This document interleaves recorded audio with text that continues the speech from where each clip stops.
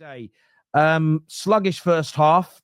Did you agree with Maresca's decision to keep some of your better players on the bench and sort of rest them ahead of the Conference League night? It feels like that's what he did. No, I told KJ this when he sent me the link. I told him that I really want to come on because of the fact that it is frustrating as soon as you see a team sheet and you're like, okay, we know Palmer's fit again. We know Jackson is back. So if you want to rest them, win the game in the first half, take the lead, and then take them off because they're more effective like that. If I think about it, Palmer, apart from City, where he used to come off the bench and he scored one or two crucial goals for them, where he sort of won games for them. I think for England, he did the same thing.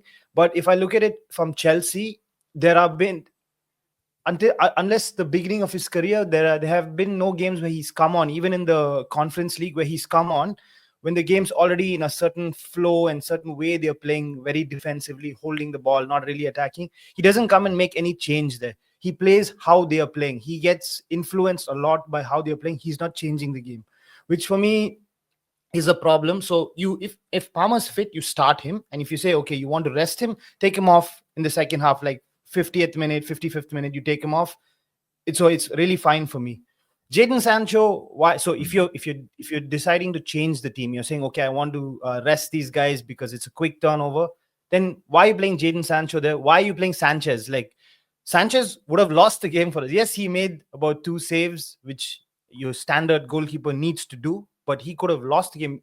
I don't know if you'll watch the game where he's looking at the ball, and Mbeumo was next to him. He caught it and he left it through his hands. It pitched. If Mbeumo was a little bit more alert, he would score from there. Yeah. Like, what is this guy doing? He really is, already we are frustrated with the team sheet and we're like, okay, if he had to change anybody, it should have been him. But then he frustrates you in every action. I was worried about this game because the reverse fixture, when we played back home, we won 2-1. But if you remember that game, towards the end, Brentford were putting pressure on us. We could have easily drawn that game. We could have easily drawn because they were actually attacking in the end. And Brentford could have won this. Towards the end, they could have won this. Because if they had scored late, I think it was about the 83rd, 84th minute, if they had scored, we wouldn't have had the thing to come back. Palmer had the last kick of the ball, where if it was Palmer of the beginning of the season, probably he would have put it in the top corner. But yeah, he's not in his form and he was leaning back a little bit. So frustrated on all those fronts. But I'm still happy with, it was a clean sheet. So for that reason, I'm happy that we have some clean sheets we're starting to build. Performance-wise, I agree with Hussam in what he's saying, that irrespective of, where you are, if you're if you're going to win the title, if you're confirmed that you're going to be in the top 4, top 5, because we know that top 5 will bring us Champions League, there are certain games against certain teams you're expected to win because of who you are. That is football heritage. Because of who you are, you're supposed to win. Irrespective of what the results are going to be and what it's going to bring you, you have to win. If Spurs had to lose to Southampton today, it would have been such a a big talking point because of the fact that they're under pressure. They're anyway going to get relegated. They're under pressure. So everybody knew, even if Spurs is a shit team right now, they are supposed to win that game. So that's why I think Liverpool was supposed to win against Fulham, and Chelsea was supposed to win today. And now, I think for yourselves, I'm afraid of the next game. I'm afraid because we're playing Fulham next. Look, I'll be honest with you, and this is, listen, I get that some Chelsea fans, I don't know what Hussam thinks of this. I think I get this back in your team, and publicly they don't want to say anything negative, but it's another game. You think about their wins. They beat Spurs, but they always beat Spurs in the league. Beat Leicester recently, beat Southampton recently, which everybody's doing, including teams that are shit this year like Spurs and Man United. The win before that came against West Ham. It was 2-1. Again, West Ham are having an awful season.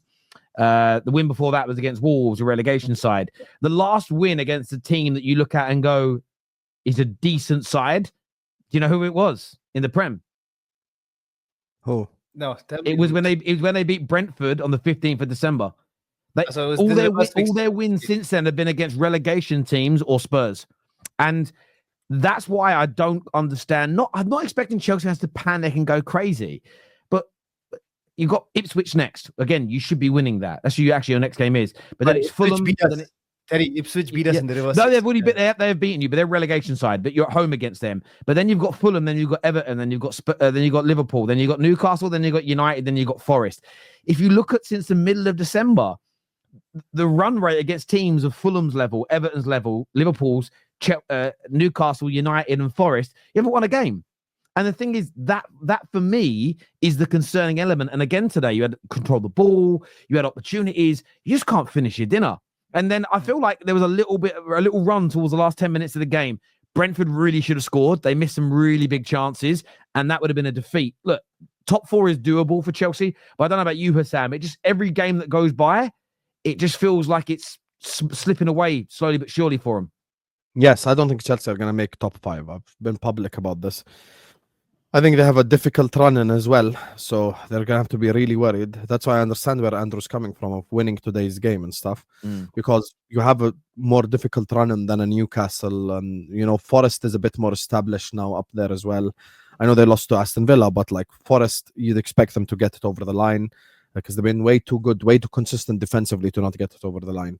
And then you've got, you know, Manchester City, Pep Guardiola, and getting top 4. Do I trust him? Yes, just because it's Pep. So I think Chelsea need to start winning these games that they're expected to win. You can't just keep dropping points. I get people say top 4 race is about inconsistency and blah, blah, blah. I understand that, but at some point in time, you're going to have to put the points on the table.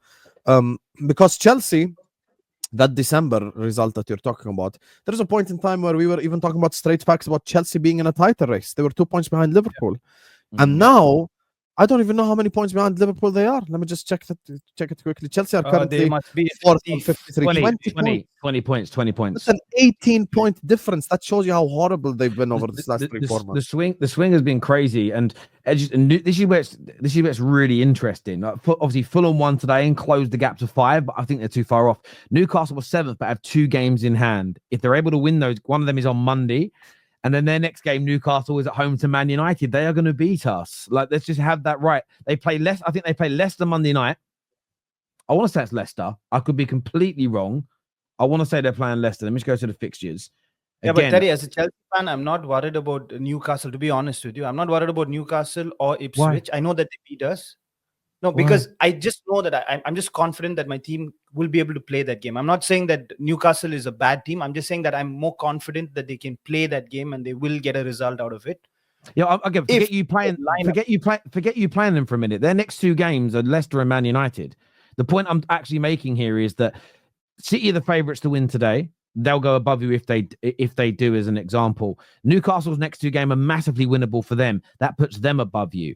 And it's when you're sitting 4th, it looks okay. You've got some really tough games coming up, and you've just got to get those performance levels up. I think it's 2 goals. I think maybe in your last 4 games is what you've scored. Cut the clean sheets, which is good against Spurs and against Brentford today. But the levels have got to go up, because I just think the form of Forest, Villa, City, Newcastle, those 4 teams, their form in the last 2 months has been so much better than Chelsea's. If that makes sense, you've got to get your form up. Yeah, I agree with you. The thing is now what I'm like actually worried. So I think that United we can beat United for sure. We can beat. They're your bogey team. Yeah, I know. But the thing is, because of what's happened in the recent past, I know that we are able to do that. We're able to beat United. But in terms of like teams like you say, so Ipswich is a difficult. We don't know, but we're Chelsea. We should beat Ipswich.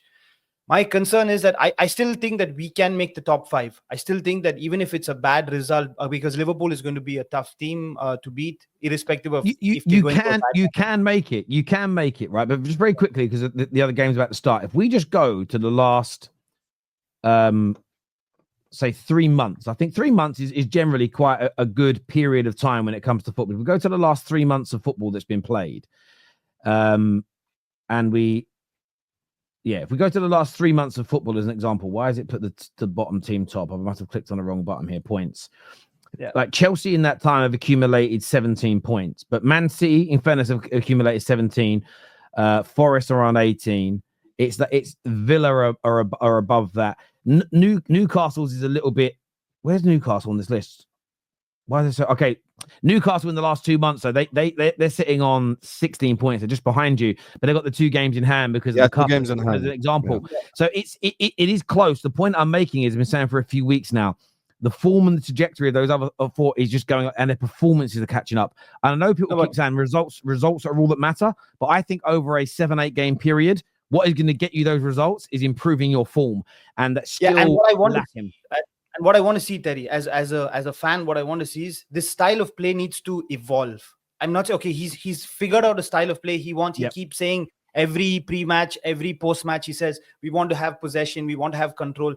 Even Brentford's coach said, we know that they're going to want to have control. We will hit them on the counter. Like, everybody knows this. He's going on saying this. It's so frustrating to watch. And if you heard today in the game, the away fans were like, attack. They're singing attack. I heard it. A DJ here says, Terry, you are great, bro. Gaslight United fans when you've been beaten.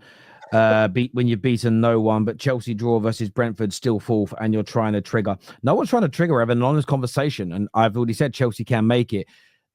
I know you need results, but the only way you're going to get the results to make it is if your form improves. And if it improves, I'll say, there you go.